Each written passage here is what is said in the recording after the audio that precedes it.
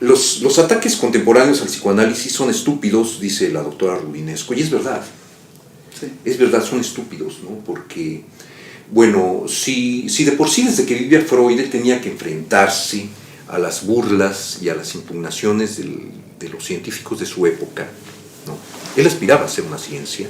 El discurso psicoanalítico surge también como consecuencia de la ciencia positiva, ¿no? Es decir, sin una ciencia, de un discurso científico, esto no hubiera podido ser. Pero bueno, nosotros entendemos también que Freud tuvo que desprenderse del positivismo científico para poder abordar sus objetos de estudio, que eran finalmente pues estos objetos despreciados de la ciencia positiva, ¿no? Estos objetos despreciados de la ciencia positiva,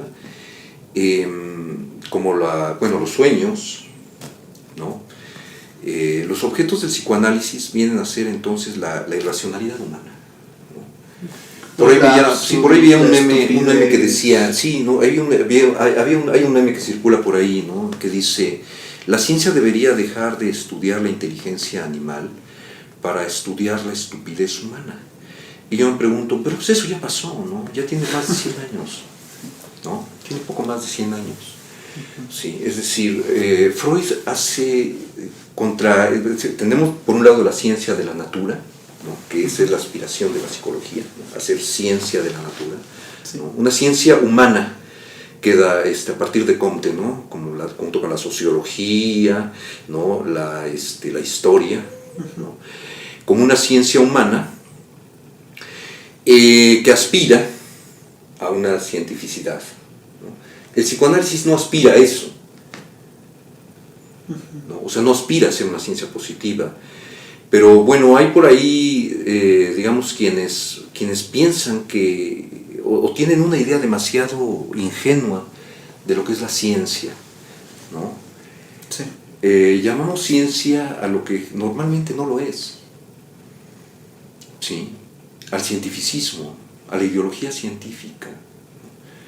A la creencia de que hay una verdad inevitable y que esta verdad está oculta en la naturaleza de las cosas, ¿no? De las cosas mismas, y que esta naturaleza de las cosas mismas puede ser conocida mediante la aplicación sistemática de un método específicamente llamado científico, ¿no? Que es el postulado de la ciencia empírica, ¿no? Del cientificismo empírico, ¿no? Es decir, el método empírico. Y que bueno, a partir de la aplicación del método, ¿verdad? Entonces, las realidades conocidas a través del método pueden ser, por lo tanto, modificadas, ¿no? Ese sería, digamos, en términos simples, el postulado de la ideología cientificista, ¿no? Sí. El cientificismo, a diferencia del pensamiento científico, ¿sí? No es ateo, ¿no?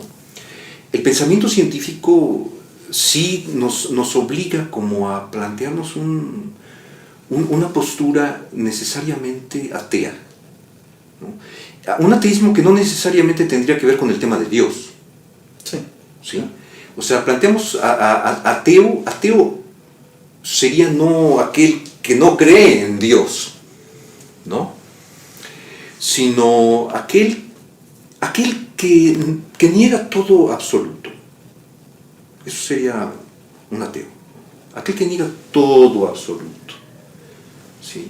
Y en ese sentido, el psicoanálisis será un complejo sistema de pensamiento que tiene como base un ateísmo epistemológico, ¿no?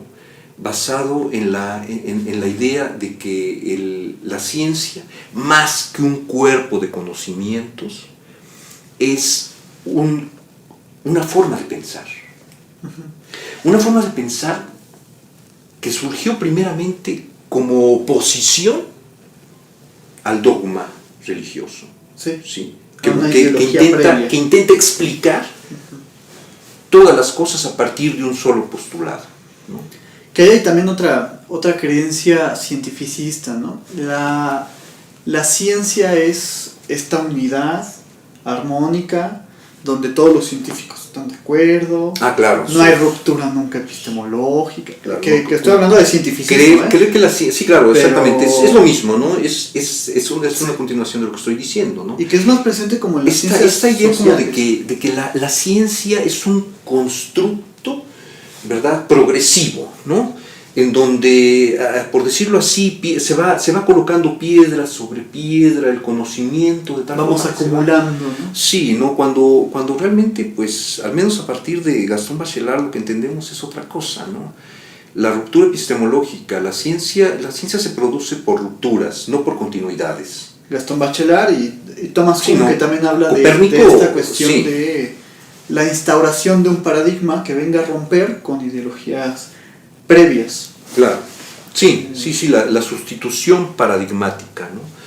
¿Qué es un paradigma? Pues un paradigma es una explicación racional.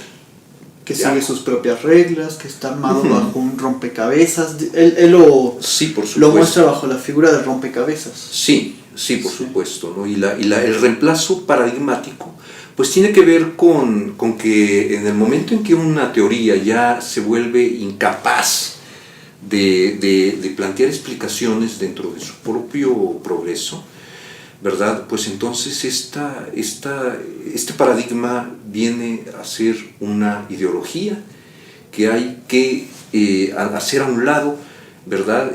Como pues mostrando sus debilidades en términos de leyes y sustituyéndola por un paradigma totalmente diferente, ¿no? ¿Qué es lo que hizo Copérnico? ¿Qué es lo que hizo Darwin?